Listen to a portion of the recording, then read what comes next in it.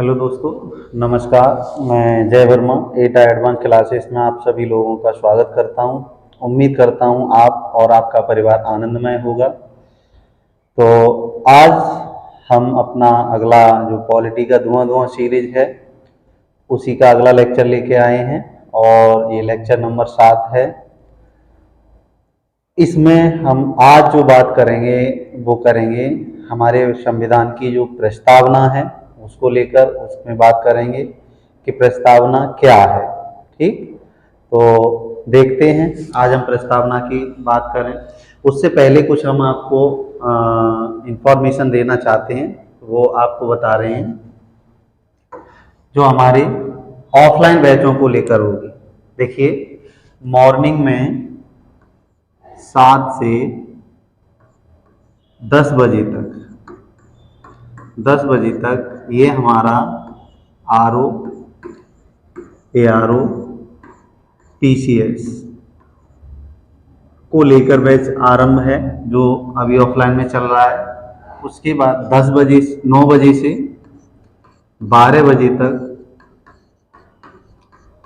अभी UP police का batch start है और इवनिंग में 3 से 6 बजे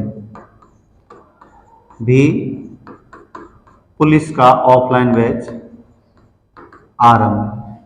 तो देख लें, जो लोग पास के हैं और वो इच्छुक हैं तो वो ऑफलाइन आ सकते हैं, नहीं तो आपको वीडियो दी जा रही है। ठीक, आज हम अपनी प्रस्तावना की बात करेंगे। तो पहले हम प्रस्तावना के बारे में थोड़ा जान लें।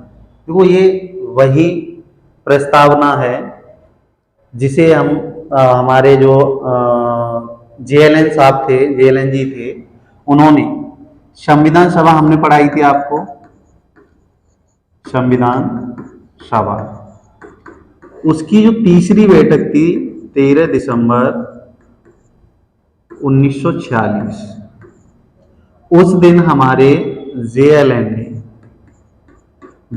ने संविधान सभा के समक्ष, किसके समक्ष? संविधान सभा के समक्ष एक उद्देश्य प्रस्ताव रखा था। उद्देश्य प्रस्ताव रखा था। इसी उद्देश्य प्रस्ताव को आगे चलकर उद्देशिका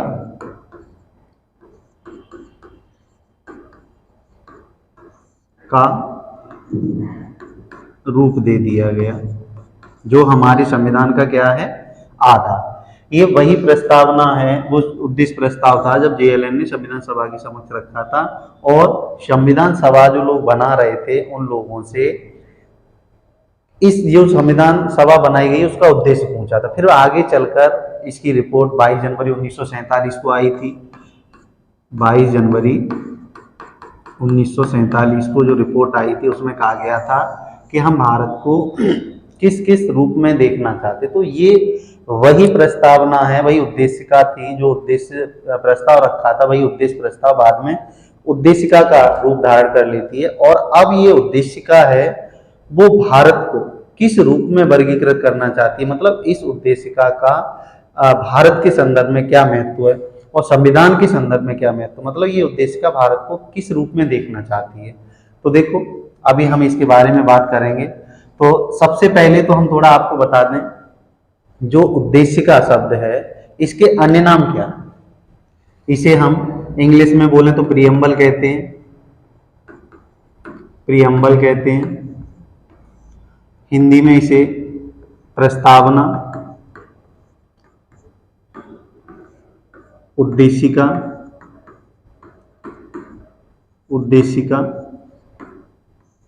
या आमुख, आमुख, ये नाम भी दिया जाता। अभी जो हमारा लोअर पीसीएस का 2021 के पैट से हुआ था, लोअर पीसीएस का जो मेंस हुआ था, उसमें ये पूछा गया था कि किसको आमुख के नाम से जाना जाता है। तो देखिए, आपको इस उद्देशिका के नाम भी इंग्लिश में भी याद रखना है, हिंदी के इसके अन्य नाम हैं उनको भी याद रखना है। अब हम उद्देशिका की बात करेंगे। तो सबसे पहले हम बता दें तो ये उद्देशिका जो शुरू होती है वो होती है हम भारत के लोग शब्दों से।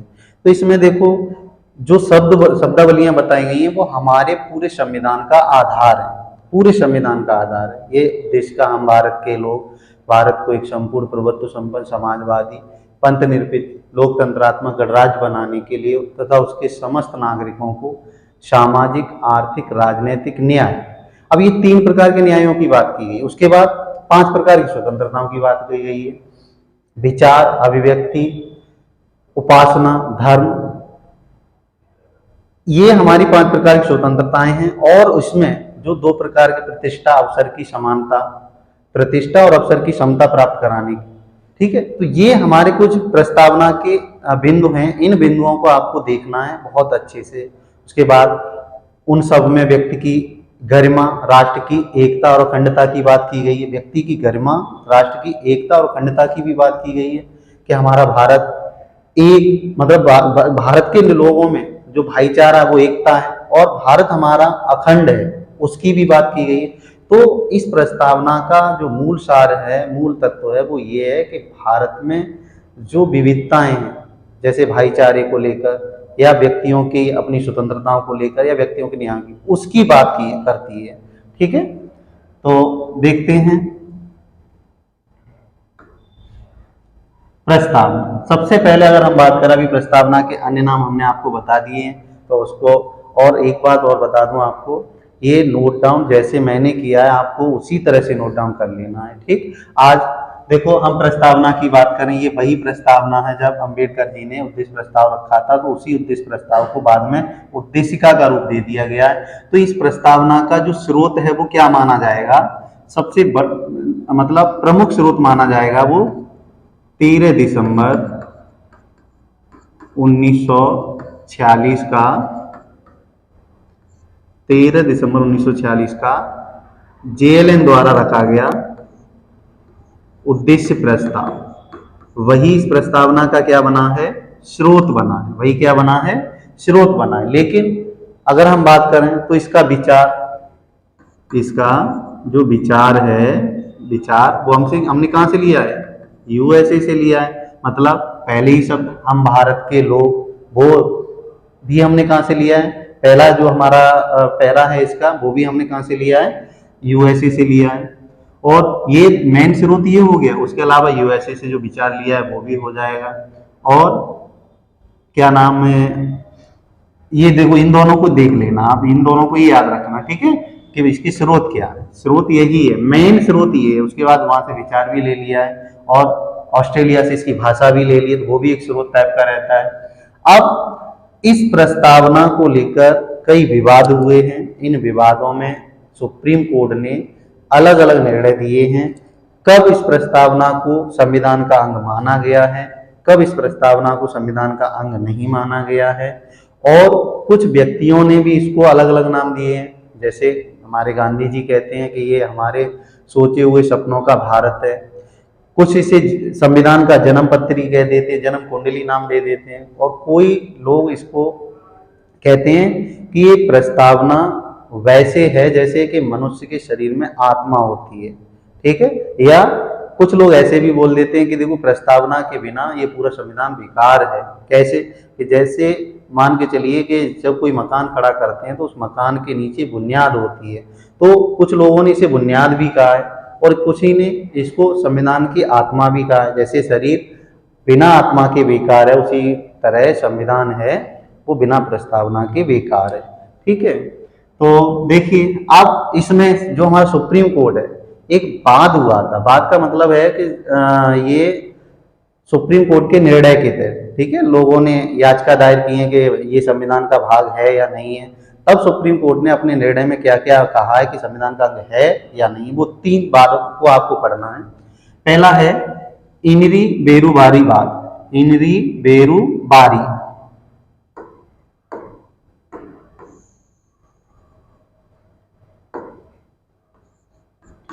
इनरू बेरीवारी वाद, ठीक है। तो इसलिए आया कब था, 1960 में आया, और इसमें जो हमारे सुप्रीम कोर्ट ने निर्णय दिया है, कहा है जो प्रस्तावना है वो संविधान का भाग नहीं है, लेकिन प्रस्तावना खुद में एक महत्वपूर्ण अंग है, इसके बिना संविधान अधूरा है। ठीक है, लेकिन भाग नहीं माना है, इसमें भाग नहीं माना है। अगला जो हमारा आएगा, अगला बाद आएगा, वो आएगा केशवानंद भारती का। केशवानंद भारती ये केरल के थे। ठीक है, इन्होंने, इनके बाद में सुप्रीम कोर्ट ने क्या कहा, जो 1973 में आया है, 1973 में आया है ये बात, इस बात का निर्णय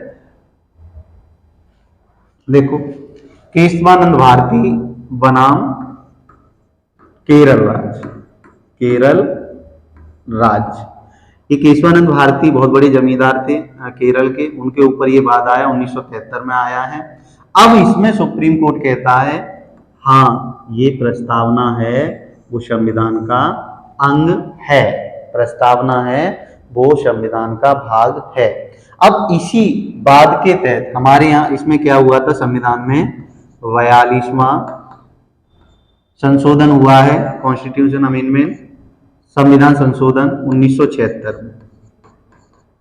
ठीक है, तो जिसमें क्या हुआ था, इस समय हमारे प्रस्तावना में 3 शब्दों, इसने ये कहा कि संविधान का भाग भी है और संविधान के हम किसी भाग में संशोधन भी कर सकते हैं। इस बात में केशवानंद भारती वाद है, 1973 में आया, इसने भाग भी माना है और कहा है संविधान में वो जो प्रस्तावना में हम क्या कर सकते हैं, संविधान संशोधन भी कर सकते हैं। तो इसमें ये 42 में संविधान संशोधन किया गया, 1976 में इसमें कौन कौन 3 शब्दों को जोड़ा गया प्रस्तावना। ये मूल प्रस्तावना में शब्द नहीं थे, ये भी पूछ लिया जाए कि प्रस्तावना में निम्नलिखित में से कौन सा शब्द मूल रूप से था या नहीं था, तो देख लेना,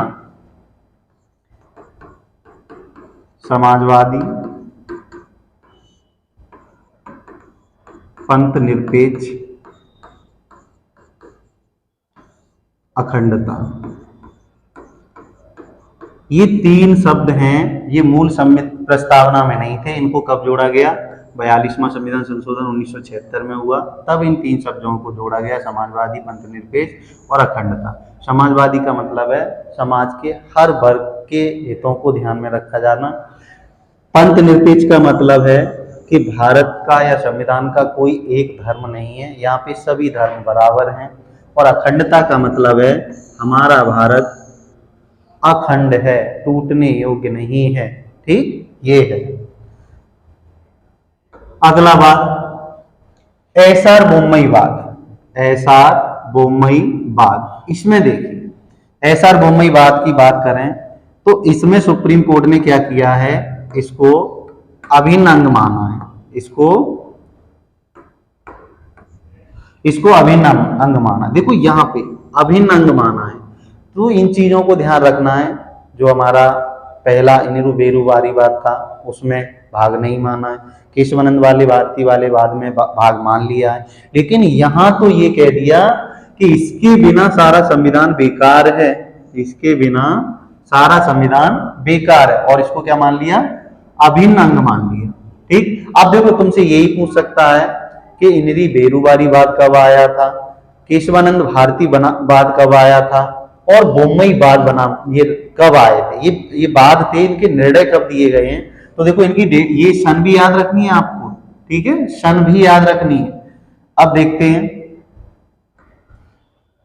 देखो अब हमारी प्रस्तावना की ये प्रकृति क्या है, इसकी विशेषता क्या है। ठीक है, इसकी प्रकृति क्या है, ये विशेषता, मतलब ये भारत को किस रूप में देखना चाहती है प्रस्तावना, उसके बारे की बात की जा रही है। तो अभी मैंने बताया था, ये शुरू होती है, हम भारत के लोग भारत को एक संपूर्ण प्रभुत्व संपन्न समाजवादी पंथनिरपेक्ष लोकतंत्रात्मक गणराज्य बनाने के लिए तथा इसके समस्त नागरिकों को सामाजिक आर्थिक राजनीतिक न्याय विचार अभिव्यक्ति विश्वास धर्म उपासना की स्वतंत्रता प्रतिष्ठा और अवसर की क्षमता प्राप्त कराने के लिए, ये इस प्रस्तावना के बोल हैं। अब देखो इसकी प्रकृति क्या, अभी मैंने बोला संपूर्ण प्रभुत्व संपन्न, संपूर्ण प्रभुत्व संपन्न, ये कह रही है कि हम भारत को संपूर्ण प्रभुत्व संपन्न बनाना चाहते हैं। संपूर्ण प्रभुत्व संपन्न का मतलब है सॉवरेन, सॉवरेन का मतलब है कि भारत अपने निर्णय स्वयं अपने तरीके से लेगा, किसी दूसरे के निर्णय, किसी देश विदेश के निर्णय से नहीं चलेगा, भारत के लोग यहाँ का निर्णय लेंगे। ठीक है, ये है संपूर्ण प्रभुत्व संपन्न का मतलब, कि मतलब हमारा देश है वो स्वतंत्र है, हमारा कोई भी निर्णय लेने के लिए। अब देश से मतलब हमारे यहाँ की सरकार है नहीं, हमारे यहाँ की जनता रहेगी, समाजवादी। इसकी प्रकृति के लिए ये भारत को कैसा बनाना चाहती है, समाजवाद के रूप में देखना चाहती है, एक समाजवाद के रूप में देखना। पंथ निरपेक्ष मतलब यहाँ किसी एक धर्म को, इसकी यही तो विशेषता है, प्रकृति है कि ये देखो प्रस्तावना क्या कह रही है, हम किसी एक धर्म को संरक्षण नहीं देंगे, हमारे यहाँ सारे धर्म कैसे हैं, समान है। लोकतांत्रिक मतलब डेमोक्रेटिक, डेमोक्रेटिक मतलब हमारे यहाँ की जो सरकारें बनाई जाएंगी वो जनता के लिए, जनता के द्वारा और जनता के लिए ही हर काम करेंगे, ठीक है। जनता जब चाहेगी तब उसको बदल देगी। तो ये लोकतांत्रिक का मतलब है। यहाँ गणराज्य, गणराज्य का मतलब है कि यहाँ का जो सर्व प्रमुख अधिकारी होगा या राष्ट्राध्यक्ष होगा, जैसे राष्ट्रपति है, उसका चुनाव, राष्ट्रपति का चुनाव अप्रत्यक्ष रूप से किया जाएगा और अप्रत्यक्ष रूप से उन व्यक्तियों द्वारा किया जाएगा जो मतलब जिनको जनता ने चुना है, ठीक है। तो ऐसे इसीलिए इसको हमने क्या कहा है, गणराज्य कहा है। गणराज्य मतलब किसे कहते हैं, उसे कहते हैं जहां का राष्ट्राध्यक्ष है अप्रत्यक्ष रूप से जनता के द्वारा चुने गए प्रतिनिधियों द्वारा चुना जाता है, उसको हम गणराज्य कहते हैं। जैसे भारत एक अपना गणराज्य। तो यही हमारे इस उद्देशिका की क्या है, प्रकृति है। तो ये प्रकृति में आपको ये देख लेना है कैसा बनाना चाह रही है ये, संपूर्ण प्रभुत्व संपन्न समाजवादी पंथ निरपेक्ष लोकतांत्रिक और गणराज्य बनाना चाह रही है। ये इसकी प्रकृति है या विशेषता है। अगला अगर हम बात करें, अब इसके उद्देश्य क्या है प्रस्तावना की, वो तो हमने बता दी, प्रकृति क्या है, विशेषता क्या है। अब ये उद्देश्य, ये क्या चाह रही है, देखो इसका उद्देश्य है कि जो भारत में लोग रह रहे हैं, जो भारत के नागरिक रह रहे हैं, भारत के नागरिक रह रहे हैं, उन नागरिकों को 3 प्रकार के न्याय दिलाना। अभी मैंने प्रस्तावना के कुछ बोल बोले थे, उसमें भी बताया था। हम भारत के लोग भारत को पूर्ण प्रभुत्व संपन्न समाजवादी पंथ लोकतंत्रात्मक राज्य बनाने के लिए, ठीक है। तो उसमें ये 3 न्याय बात की गई है। एक तो सामाजिक न्याय दिलाना चाहते हैं, मतलब समाज में हर व्यक्ति का प्रभुत्व अपने हिसाब से रहना चाहिए, ठीक है। किसी जाति वर्ग के हिसाब से, किसी धर्म विशेष के हिसाब से नहीं होना चाहिए। जो समाज में है उसकी प्रतिष्ठा उसके अकॉर्डिंग रहना चाहिए। और आर्थिक न्याय दिलाना चाहती है ये, और राजनीतिक न्याय। आर्थिक न्याय से मतलब है कि हर व्यक्ति को, ठीक है, वो अपना जिस तरह से भी आर्थिक विकास करना चाहता है उसे उसकी स्वतंत्रता हो, ये है। और राजनीतिक न्याय, हर व्यक्ति, जैसे चुनाव होते हैं, हर व्यक्ति को अधिकार है कि वो राजनीतिक गतिविधियों में भाग ले सकता है। तो ये 3 प्रकार के न्यायों की बात करती है। यही हमारी प्रस्तावना का उद्देश्य है। अगला अगर हम बात करें, अगला उद्देश्य इसका क्या है, ये स्वतंत्रताएं दिलाना चाहती है नागरिकों को। कोई भी व्यक्ति स्वतंत्र कोई भी कार्य करे तो वो स्वतंत्र कैसे हो सकता, तो वो स्वतंत्रताएं कितनी हैं, 5 स्वतंत्रताएं। आप वो 5 स्वतंत्रताओं को देखें। हर व्यक्ति को विचार रखने या विचार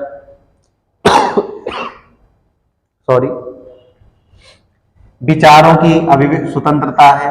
अभिव्यक्ति, अभिव्यक्ति का मतलब होता है जो सेल्फ, खुद जो व्यक्ति करना चाहता है वही उसकी अभिव्यक्ति है। वो आजाद रहना चाहता है, वो किस तरह से रहना चाहता है, वो उसकी अभिव्यक्ति है।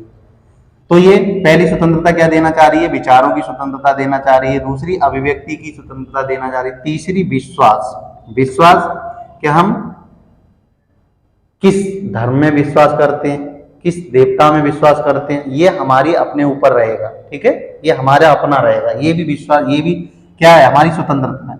धर्म वही आ गया, किसी भी धर्म को हम अपना सकते हैं। उपासना, उपासना का मतलब होता है यहाँ पे हम किस पूजा पद्धति, किस धर्म की पूजा पद्धति को मानते हैं या उनके कर्म कांडों को मानते हैं, उसे हम उपासना कहते हैं, ठीक है। तो ये 5 प्रकार की हमें क्या दी गई हैं, स्वतंत्रताएं दिलाने की बात कर रही है हमारी प्रस्तावना। अगली हम बात करें, अगला उद्देश्य इसका क्या है, ये समता, समता, समान मतलब ये समता, समता का मतलब है एक जैसा, एक जैसा सॉरी 2 प्रकार की समताएं, 2 प्रकार की समताएं। एक तो प्रतिष्ठा, प्रतिष्ठा मतलब हमारी फेमस, हम खुद फेमस है, हम प्रतिष्ठा है, हमारी ख्याति क्या है, हमारी प्रसिद्धि क्या है, उसकी बात करती है प्रतिष्ठा, ठीक है। ऐसा नहीं कोई सवर्ण जाति का है और कोई निम्न जाति का है तो उसकी प्रतिष्ठा अलग होगी और उसकी प्रतिष्ठा, लेकिन उसके कर्म हैं, कर्मों के अकॉर्डिंग वो आगे बढ़ रहा है तो उसकी वही प्रतिष्ठा होगी। वो जाति निम्न और उच्च से कोई मतलब नहीं है यहाँ पे। तो और दूसरा, समान अवसर मिलने चाहिए। मान के चलिए कोई खेल का मैदान है, कोई खेल के मैदान में ऐसा नहीं है कि सवर्ण जाति के लोग ही खेलेंगे, सवर्ण जाति के लोग ही खेलेंगे, नहीं, इसमें हर जाति, हर वर्ग, हर धर्म का लोग खेल सकता है। ये हमारे अवसर हैं, ठीक है। अब हम बात करते हैं, ये इसका अगला उद्देश्य क्या है, संकल्प। ये संकल्प की भी बात करती है, 3 प्रकार के संकल्पों की बात करती है। और 3 प्रकार के संकल्प हमारे कौन से हैं? एक तो व्यक्ति की गरिमा की, गरिमा का मतलब वो अपना जीवन किस तरह से जीना चाहता है, प्रसिद्धि के साथ जीना चाहता है, ख्याति के साथ जीना चाहता है, उसकी बात करती है। तो व्यक्ति की गरिमा की ये बात करती है, ठीक है। और राष्ट्र की एकता, अखंडता, मतलब राष्ट्र की एकता से मतलब है यहाँ पे कि जो प्रस्तावना है ये कहती है राष्ट्र में, हमारे देश में सभी धर्म, सभी जाति के लोग भाईचारे के रूप में रहेंगे और हमारा जो देश होगा वो कैसा होगा, अखंड होगा, इसे तोड़ा नहीं जा सकता। ऐसा नहीं है कि कोई राज्य चाहे तो अपने देश से बाहर हो जाए, ठीक है, और नया देश बना ले या किसी दूसरे देश में शामिल हो जाए, ऐसा नहीं है। ये हमारा भारत कैसा है, अखंड बनाने की बात करती है। बंधुत्व, अभी बताया भाई, बंधुत्व भाईचारे की भावना की बात करती है, भाईचारे की भावना की बात करती है कि हमारा जो देश है वो कैसा रहे, बंधुत्व में हमेशा बना रहे, भाईचारे की भावनाओं में बना रहे। ये हमारे प्रस्तावना के कुछ उद्देश्य थे। पहले हमने प्रकृति को समझा और इसके स्रोतों को समझा, उसके बाद इसके उद्देश्यों को समझा। अब देखते हैं प्रस्ताव, और इसके बादों को भी समझ लिया हमने थोड़ा। अब देखो प्रस्तावना, प्रस्तावना में कुछ शब्द हैं, जैसे स्वतंत्रता, जो 5 प्रकार की अभी हमने बताई थी, 5 प्रकार की स्वतंत्रताएं बताई थी। बंधुता, बंधुता अभी बताया है। और एक समता, समता ये हमने 2 प्रकार की बताई थी, प्रतिष्ठा और अवसर की। ये शब्द कहाँ से लिए, किस देश से अपनाए, अभी हम इसके, अभी थोड़ी देर में ही इसके स्रोत पढ़ेंगे, तब देखेंगे ये शब्द कहाँ से लिए। तो स्वतंत्रता, बंधुता, समता, ये कहाँ से लिया है हमने, फ्रांस से लिया है, फ्रांस से। और जो 3 प्रकार के न्याय थे, सामाजिक,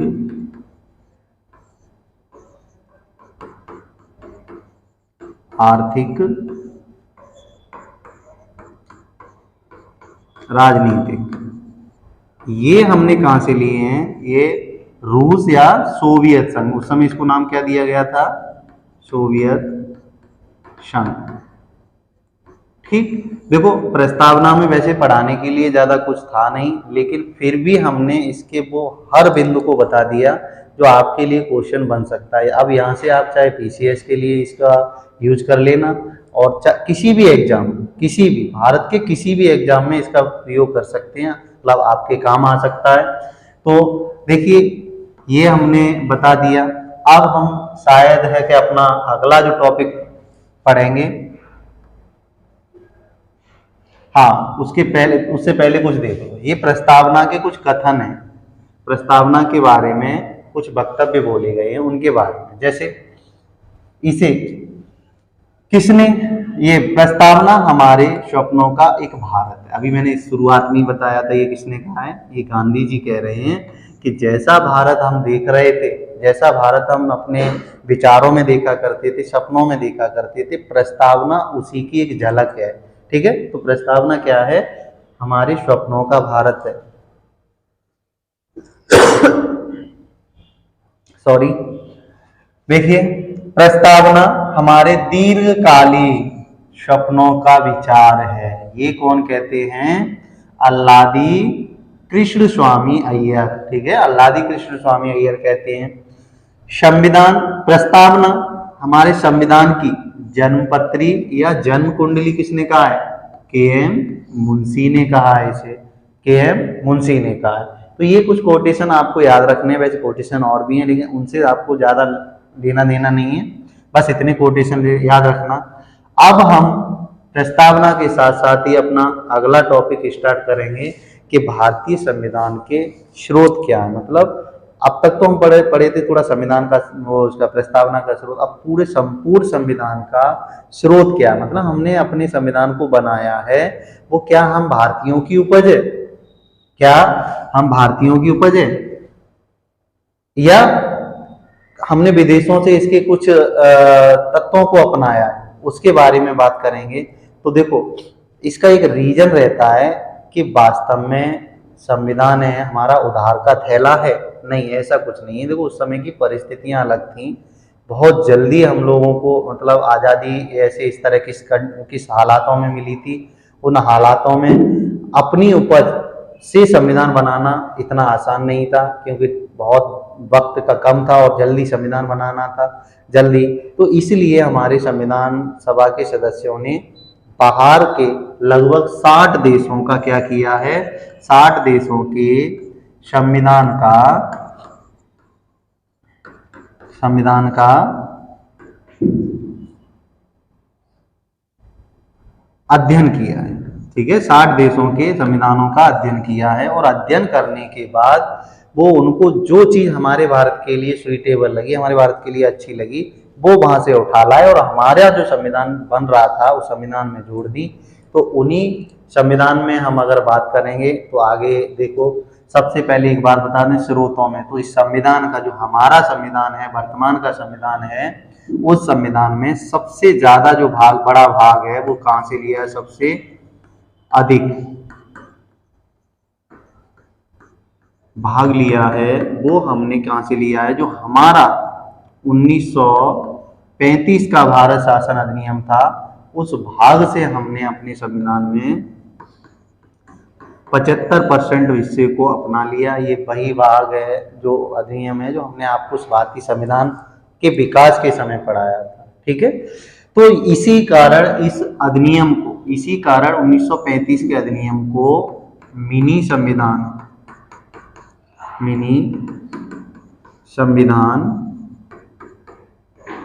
या संविधान की प्रतिलिपि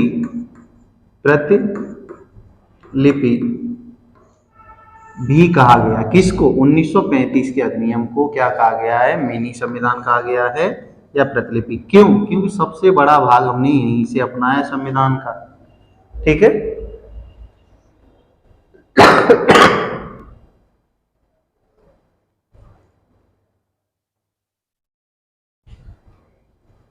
सॉरी आज थोड़ा खांसी और जुकाम जोरों पे है, तो आप लोग कोऑपरेट करना, खांसी आ रही है बार बार, कोऑपरेट करना। ठीक, देखिए मिनी संविधान कहा गया। अब अगर हम ये सीधा सीधा हमसे क्वेश्चन पूछा जा रहा है कि भारतीय संविधान का सबसे बड़ा भाग हमने कहां से अपनाया और ऑप्शन में ये दिया है, तो आपको यही मारना है, कोई देश नहीं। हाँ, अगर 1935 नहीं दिया उसके बाद कुछ देश दिए हैं तो आपको वहां पे ब्रिटेन को सही करना है। ठीक है, ब्रिटेन को सही करना है।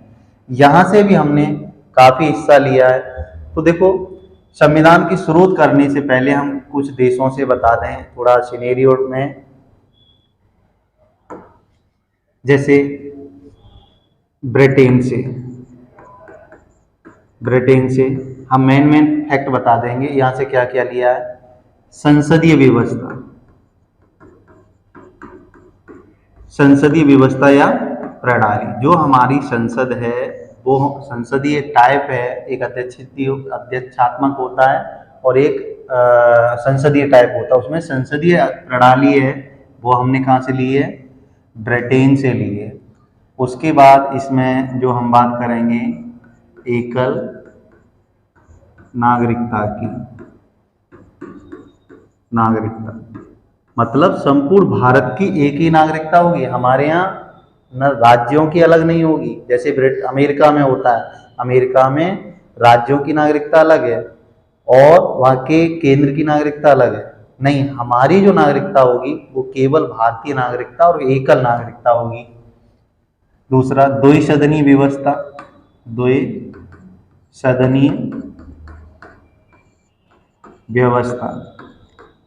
द्विसदनीय व्यवस्था का मतलब है कि हमारा जो संसद है दो रूपों में होगा, दो सदन होंगे इसके, एक होगा राज्यसभा राज्यसभा, दूसरा होगा लोकसभा। लोकसभा, ठीक है। ये हमारा द्विसदन से तात्पर्य, ये द्विसदनी व्यवस्था देखो, मैंने जब आपको संविधान का विकास पढ़ाया था तो 1919 का 1919 का मॉन्टेग्यू चेम्सफोर्ड सुधार पढ़ा, वो मॉन्टेग्यू या 1919 का अधिनियम पढ़ाया था, मॉन्टेग्यू चेम्सफोर्ड सुधार के नाम से भी जाना जाता है। चेम्सफोर्ड सुधार पढ़ाया था, उस समय ये व्यवस्था आई थी, ठीक है। वहां पे हमने इसको बहुत अच्छे से डिफाइन किया था। बाद में ये देखो राज्यसभा और लोकसभा का रूप ले लेती है। अब ब्रिटेन से और क्या लिया हमने, एकल नागरिकता, द्विसदनीय व्यवस्था, और जैसे संसद का विशेषाधिकार, संसद का विशेषाधिकार, मंत्रिपरिषद, मंत्रिपरिषद का सामूहिक रूप से, सामूहिक रूप से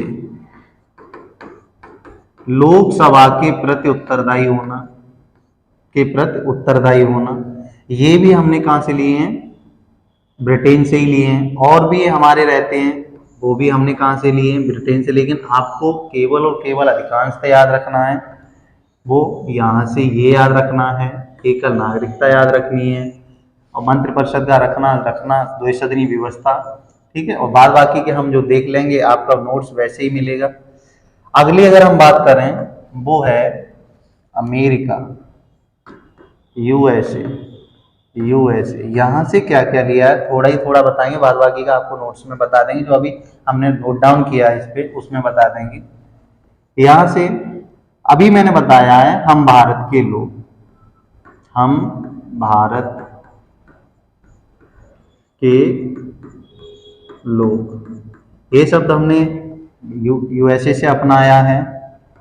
मौलिक अधिकार, ये बहुत इम्पोर्टेंट टॉपिक है हम नागरिकों के लिए, हमारे सभी नागरिकों, भारत के सभी नागरिकों के लिए मौलिक अधिकार, इसी को हम मूल अधिकार भी कहते हैं, मूल अधिकार भी कहते हैं, ठीक है। ये भी हमने वहीं से लिया है। दूसरा उपराष्ट्रपति का पद, उपराष्ट्रपति का पद ये भी हमने यूएसए से। अगला है वो हमारा राष्ट्रपति पर महाभियोग, राष्ट्रपति पर महाभियोग, महाभियोग आगे बताएंगे महाभियोग क्या होता है, कैसे राष्ट्रपति को इस क्रिया प्रक्रिया द्वारा हटाया जा सकता है, जब वो किसी संविधान का अतिक्रमण कर देता है तब उनको कैसे हटाया जाता है, तो वो प्रक्रिया क्या है। और एक है हमारा न्यायिक,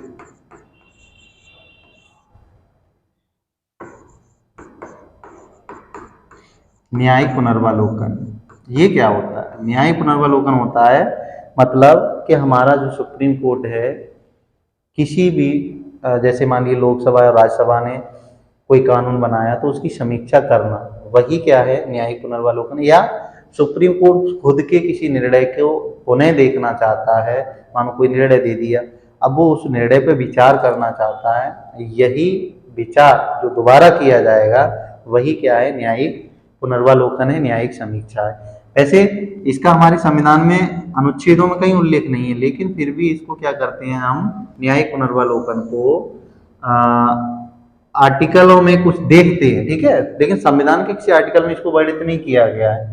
अब तो इतनी चीजें हमको याद रखनी है खास करके, तो देख लीजिए। और इसमें भी ये दो मौलिक अधिकार और राष्ट्रपति का पद, महाभियोग, और जो भी होंगे वो हम आगे देख लेंगे।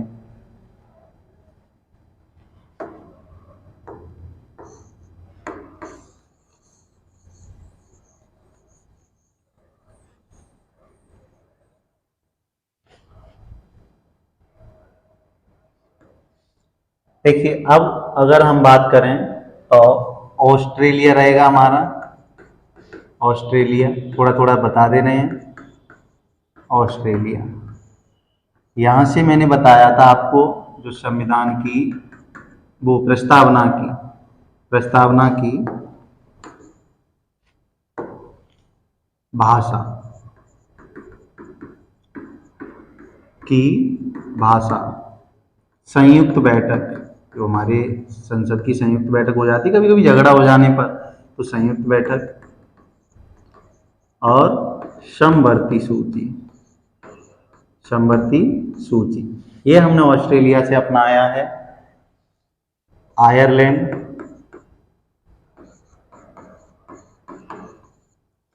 यहां से आपको याद रखना नीति निदेशक तत्व। देखो नीति निदेशक तत्व और मौलिक अधिकारों में बड़ा अंतर है। नीति निदेशक तत्व हैं वो राज्यों के कल्याण के लिए, और जो मौलिक अधिकार हैं वो हम नागरिकों के कल्याण के लिए, हम नागरिकों का कल्याण के लिए दी। और ये नीति निदेशक तत्व हैं वो हम आगे बताएंगे। आयरलैंड से हमने नीति निदेशक तत्वों को अपनाया है, ठीक। और जो भी हैं जैसे राष्ट्रपति वो राज्यपालों की नियुक्ति वगैरह है। अगला ऑस्ट्रेलिया, जर्मनी।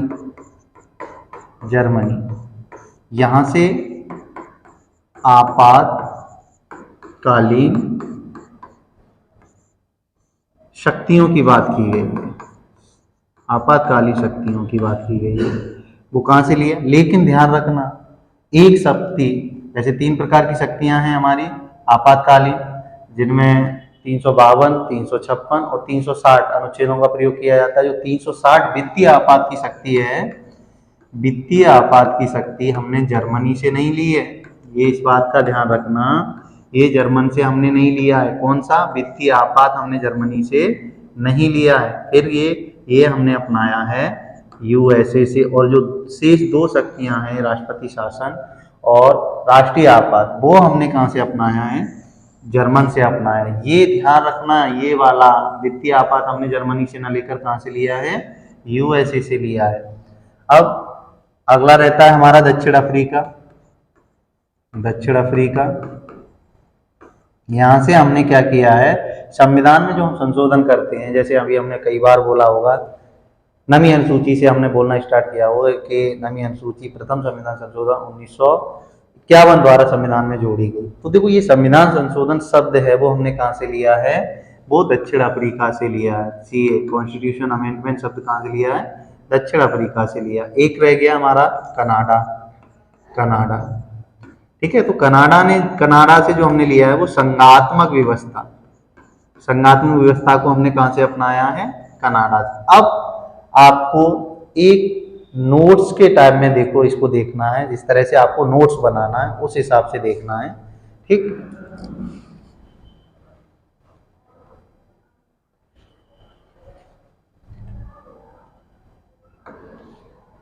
देखो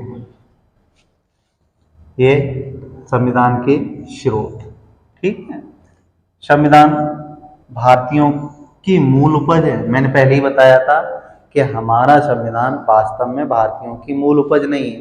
क्यों, उस समय परिस्थितियां कुछ और थी, हमें आवश्यकता थी संविधान बनाने की, तो अब इतना टाइम नहीं था कि हम खुद से बना सकें। तो हमने क्या किया है, दूसरे देशों से ले लिया है। इसीलिए इसको हम क्या कहते हैं, ये हमारी मूल उपज नहीं है। तो यहाँ नहीं है, ये हमारे भारतीयों की मूल उपज नहीं है। इसी कारण इसको कुछ आलोचकों ने उधार का थैला नाम दे दिया कि ये संविधान नहीं है, एक तरह से उधार का थैला है, भारत का अपना कुछ नहीं है। लेकिन वो गलत है भाई, परिस्थितियां हमारे सामने क्या हैं वो नहीं देखी और लोगों ने आलोचना शुरू कर दी। अब देखिए स्रोतों में सबसे ज्यादा बड़ा वो हमने पार्ट कहां से अपनाया है, तो जो 1935 का भारत शासन अधिनियम था उससे 75% लिया है। इसी कारण 1935 के एक्ट को हमने क्या नाम दिया है, इसी कारण इस एक्ट को मिनी संविधान,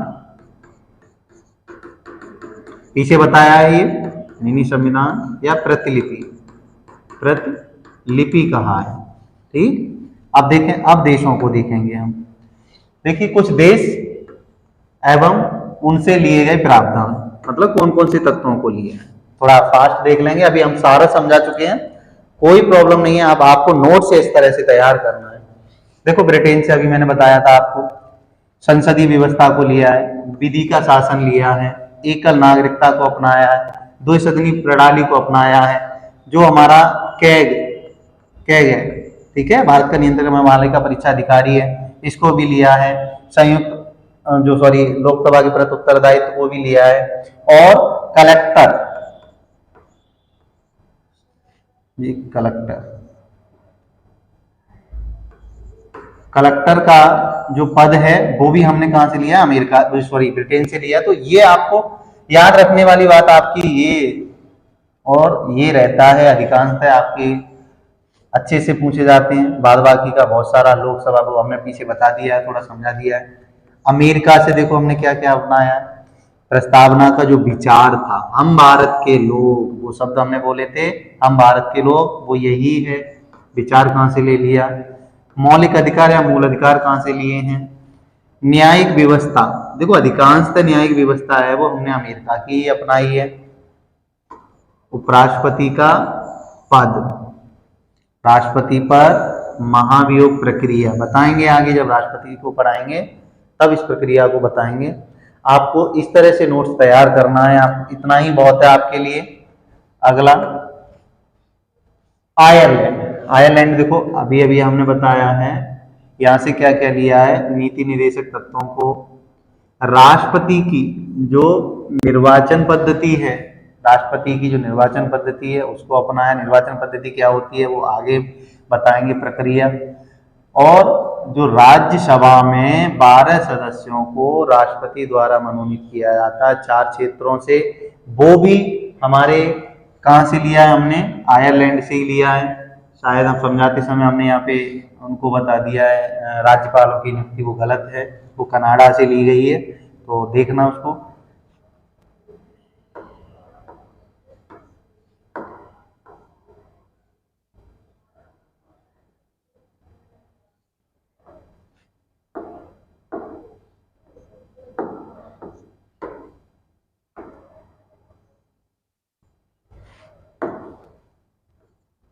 ये संघीय व्यवस्था है, ठीक है, संघीय व्यवस्था, जो संघात हमारा देश है एक संघात्मक व्यवस्था वाला देश है।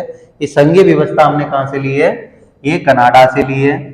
राज्यों में राज्यपालों की नियुक्ति जो होती है एक राष्ट्रपति के एजेंट के रूप में, वो भी हमने कहां से लिया है, कनाडा से लिया है।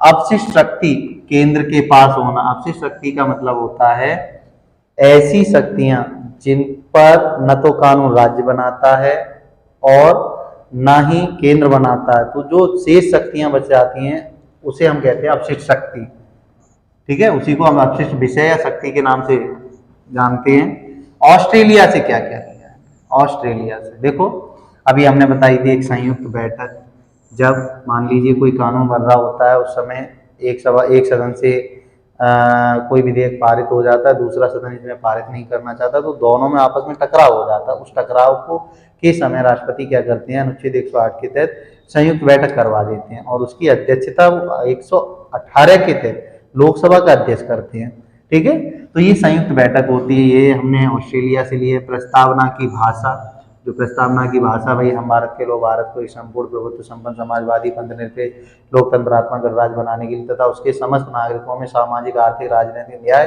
विचार अभिव्यक्ति विश्वास धर्म की उपासना प्रतिष्ठा अवसर की समता प्राप्त कराने के लिए राष्ट्र की एकता, व्यक्ति की गरिमा और राष्ट्र की एकता अखंडता, ठीक है, ये जो शब्द हैं वो विचार में भाषा हमारी कहाँ की है, ये ऑस्ट्रेलिया की है। समवर्ती सूची, समवर्ती सूची ध्यान करो 7वीं अनुसूची हमने जब पढ़ाई थी आपको 7वीं अनुसूची, तो वहां 3 प्रकार की अनुसूचियों का वर्णन किया था, संघ सूची, राज्य सूची और समवर्ती सूची। समवर्ती सूची क्या थी मैंने बहुत अच्छे से बताया, तो ये वो समवर्ती सूची को भी हमने कहां से लिया है, ऑस्ट्रेलिया से लिया है।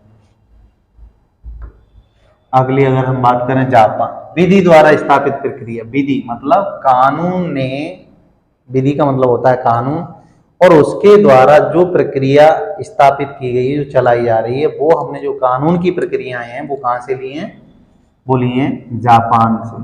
कहां से लिए हैं, जापान से लिए। दक्षिण अफ्रीका, दक्षिण अफ्रीका से अभी बताया था 368 के तहत, अनुच्छेद 368 के तहत संविधान संशोधन हम जो करते हैं वो शब्द हमने कहां से लिया है, दक्षिण अफ्रीका से। जर्मनी से, जर्मनी से जो 3 प्रकार की आपातकालीन स्थितियां होती हैं, उन 3 प्रकार की आपातकालीन स्थितियों में से 2 प्रकार की आपातकालीन स्थितियां, एक तो राष्ट्रीय आपात, राष्ट्रीय आपात, दूसरा राष्ट्रपति शासन। ये 352 के तहत कौन कौन सी कंडीशनें होती हैं, 3, वो हम आगे बताएंगे।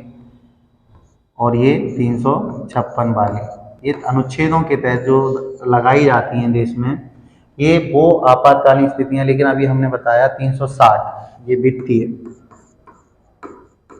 वित्तीय आपातकाल, इसका प्रयोग अभी तक भारत में नहीं हुआ है आपातकाल, लेकिन ये इसका वर्णन किसमें है, 360 अनुच्छेद में। इसका प्रयोग हम अभी तक नहीं करे हैं भारत के लोग, ना हुआ है, शायद उम्मीद है और हो भी ना। तो देखिए ये वाला जो हमने पॉइंट लिया है वो जर्मनी से नहीं है, ये ध्यान रखना। ये हमारा है वो कहाँ से है, अभी बताया हमने, यूएसए से। ठीक है, तो देखो ये हमारे संविधान की प्रस्तावना और स्रोत था, जिसको मैंने बहुत अच्छे से समझाने की कोशिश की है, और उम्मीद करता हूँ आप लोगों को भी समझ में आया होगा। तो अगर समझ में आया है तो आप लोग का एक दायित्व बनता वो ये है कि आप लोग इसको शेयर करें, लाइक करें और सब्सक्राइब करें और दूसरों से भी करवाएं। ठीक है, ये आपका उत्तरदायित्व बनता है। और आप नोट्स इसी तरह बनाते रहें, पढ़ते रहें, खुश रहें, मस्त रहें। ठीक है, मिलते हैं अगले लेक्चर में। Thank you.